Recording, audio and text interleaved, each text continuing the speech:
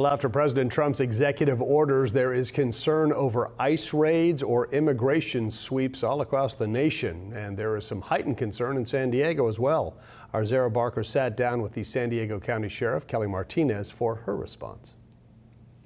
Immigration is a federal authority, not a local authority. San Diego County Sheriff Kelly Martinez wants the San Diego community to know immigration enforcement is not under her belt. A deputy sheriff will never ask someone's immigration status. We will never participate in immigration enforcement. That's not our duty. That's not our function. A county board of supervisors policy last month was trying to stop the sheriff's communication with ICE, but Martinez says she won't follow it. The minimal communication that we do have with ICE, that would have been eliminated. As a sheriff, I have sole authority over the jails. The Board of Supervisors doesn't direct operations in our jails.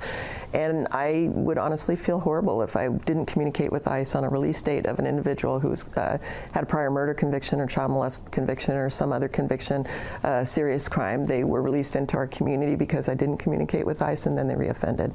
That's not a good policy, and I'm not going to follow that policy. Sheriff Martinez says ICE can speak with inmates if the inmate gives written consent and if the inmate has a state qualifying conviction of rape, robbery, or murder. They will let ICE know their release date, and then ICE can take them into their custody. In 2023, during the Biden administration, ICE only picked up 25 of the 153 inmates that were qualified to be taken into ICE custody after serving a sentence at the San Diego County Jail. Meanwhile, Trump's border czar Tom Homan has indicated federal authorities are looking for specific migrants. So when ICE goes out, they're going to know exactly who they're looking for, pretty much where they'll find them.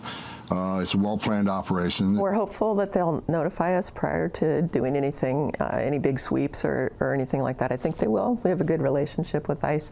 That doesn't mean that we can give our communities a heads up. There is a lot of anxiety within the community right now. Meanwhile, immigration attorney Andrew Nietor says he thinks San Diego could see raids in workplaces, homes, and stops on the highways. He's had clients going through the process to become a citizen very concerned. It's difficult for attorneys and other advocates to provide very specific advice because we just don't know what's going to happen. And I'm advising all of my clients that they should have their ID with them.